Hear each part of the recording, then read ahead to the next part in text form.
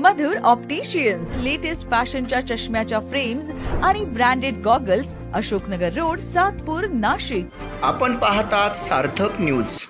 राष्ट्रीय स्वयंसेवक संघाच्या शताब्दी वर्षाच्या निमित्ताने सातपूरला झाले भव्य हिंदू संमेलन. संतांनी कुटुंब प्रबोधन, नागरिक कर्तव्य, राष्ट्रनिर्मितीबरोबर धर्म संरक्षणासाठी केले आवाहन.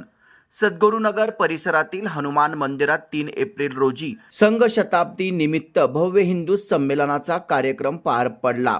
कार्यक्रमात मोठ्या प्रमाणात जमलेल्या हिंदू समुदायाला प्रबोधन करण्यासाठी वक्ते म्हणून अखिल भारतीय संत समिती व गंगा महासभेचे राष्ट्रीय महामंत्री जितेंद्रानंद सरस्वती स्वामी उपस्थित होते. वेगवेगळ्या काळातून आपण जात आहोत. यावर्षी आपण 3ऱ्या महायुद्धाच्या उंबरठ्यावर आहोत. त्यामुळे भारतीयांनी सक्षम व्हावे असेही त्यांनी सांगितले. सद्गुरुनगर येथे द्रोणागिरी हनुमान हिंदू संमेलन व कामगार नगरमध्ये श्रीराम हिंदू संमेलन उत्साहात संपन्न झाले.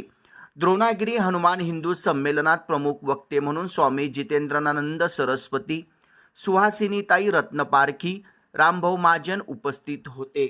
तर या कार्यक्रमास प्रमुख उपस्थिती धनंजय महाराज राणे यांची लाभली होती. यावेळी दत्तात्रय तिडके, रुंजा मुसळे, माधवराव शिंदे, संजय घंगारे, दादा आरोटे, दत्ता पाटील, संतोष शिरसाट, अमोल बाविस्कर, कौस्तुभ मुरुडकर, ॲडव्होकेट योगेश सोनवणे, ॲडव्होकेट विशाल जाधव, संदीप पाठक, शिवकुमार पांडे, धीरज खोळंबे, भाऊसाहेब शिंदे, अनिल यादव यांनी परिश्रम घेतले. यावेळी चित्रकला स्पर्धा संपन्न झाली. त्यामध्ये विनोद सोनवणे, स्वाती अहिरे प्रशिक्षक म्हणून यांनी काम पाहिले. चित्रकलेत सहभागी स्पर्धकांना बक्षीस देऊन गौरविण्यात आले. नगरसेविका अंकिता शिंदे यांनी आयोजकांचे, प्रमुख वक्ते व प्रमुख उपस्थितांचे आभार व्यक्त करून शुभेच्छा दिल्या. कामगार नगर येथे श्रीराम हिंदू संमेलन आयोजन करण्यात आले होते. संमेलनासाठी प्रमुख वक्ते अमोल वेसीकर, सोनाली तेलंग, रामानंद काळे यांनी सविस्तर माहिती दिली व मार्गदर्शन केले. नगरसेविका अंकिता शिंदे, सोनाली बंधुरे, मानसी सेवरे, उषा बेनकुळी, कविता लोखंडे, नगरसेवक नितीन बाळा निगळ यांनी कार्यक्रम व संमेलन यशस्वी करण्यासाठी पुढाकार घेतला. यावेळी गौरव अहिरे, अनिल सुर्वे, अमरनाथ साळुंके, बाळा पानसरे, रोहित पेखळे यांनीही आभार मानले. आणि पाकिस्तानमध्ये राहणारे हिंदूंना तिथून मारून आणून हुसकावून लावण्यात आलं.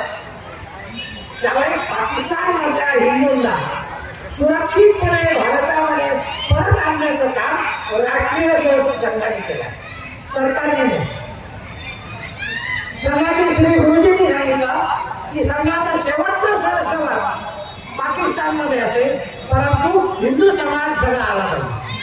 अनेक स्वयंसेवकांचं बलिदान झालं, पण त्यांनी हिंदू समाजाला संरक्षण दिलं. दुसरं राष्ट्रीय काम मला आठवतं. त्यानंतर 1952 मध्ये राष्ट्रीय स्वयंसेवक संघाने संपूर्ण भारतामध्ये गौवंश हत्याबद्दल निवेदन तयार केलं आणि सरकारने गौवंश हत्या बंदी करावी, कारण आम्ही हिंदू समाज गाईला माता मानतो. गोमाता ही भारताचा अर्थ आहे. भारत वैभवशाली व्हायचा असेल तर गोमाता वैभवशाली झाली पाहिजे. आणि म्हणून 3.5 कोटी नागरिकांच्या सह्या असलेलं निवेदन आपण राष्ट्रपतींना दिलं. त्यानंतर भारताच्या सर्व धर्म महात्म्यांचा, संतांचा मोर्चा दिल्लीला काढला. परिणाम आज असा दिसतोय की भारताच्या सर्व प्रांतांमध्ये गोहत्याबंदी कायदा झालेला आहे. आता कायद्याने कोणीही गाईला मारू शकत नाही. आज भारतामध्ये निरनिराळ्या सामाजिक संस्थांच्या मदतीने संघ 2000 गोशाळा चालवतो. या गोशाळांमध्ये गोमूत्र, गोमय आणि यापासून तयार होणाऱ्या विविध औषधी वनस्पती, औषधी द्रव्य तयार होतात आणि संपूर्ण भारतामध्ये आता त्याची विक्री होते आहे. तिसरी राष्ट्रीय गोष्ट सांगतो, स्वच्छता ही टेक्नॉलॉजी आपण आत्मसात करावी, पण त्या वेळेला स्वतःच्या देशाला मात्र विसरू नये. त्याचप्रमाणे स्वभजन आता आपण पाहिलं की किती छान इथे हरिपाठ भजन आणि कीर्तन संप्रदायाच्या लोकांनी दाखवलं, किती छान वाटलं, भक्तिमय वातावरण होतं. आणि भजनाच्या माध्यमातून भजनाचा अर्थ समर्पित होणे, सेवा करणे आहे. आणि आपला तो पाया आहे, तर आपण आपल्या इथे भजन गायले पाहिजे. त्याचप्रमाणे शेवटचा स्वभवन आहे. स्वभवन म्हणजे काय पाहिजे, अतिथी देवो भव म्हणणारी आपली संस्कृती आहे. आणि या घरामधूनच आपण आपल्या दुसऱ्या पिढीकडे संस्थांमध्ये संक्रमित करत असतो. त्यामुळे घर सुद्धा असं असलं पाहिजे की तिथे गावाचं वाटलं पाहिजे, सुरक्षित वाटलं पाहिजे आणि भारतीय मूल्यांची, हिंदुत्वाची तिथे जपणूक होईल. ते आपलं स्वभवन आहे आणि ते आपण जपलं पाहिजे. दुसरा मुद्दा येतो पर्यावरणाचा. आता यात खरं तर मी नवीन काहीच सांगत नाहीये. आपल्याला माहिती आहे की सगळी पर्जन्यवर्ण ही पृथ्वीची फुफ्फुस आहे आणि इथेच आपण काय करतो आहे, अडथळा निर्माण करतोय. त्यामुळे प्राणी येतात आणि शहरामध्ये पक्ष्यांची संख्या दिवसेंदिवस कमी होते. अन्न साखळी जी आहे त्याच्यामध्ये बाधा येते.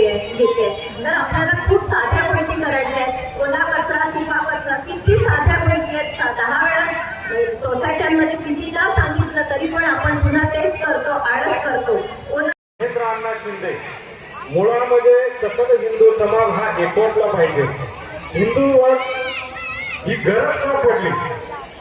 मुळामध्ये आपल्यावर जे पाश्चिमात्यकरण होत आहे, हिंदू धर्मावर जे आक्रमण होत आहे, ते आक्रमण कुठेतरी थांबलं पाहिजे.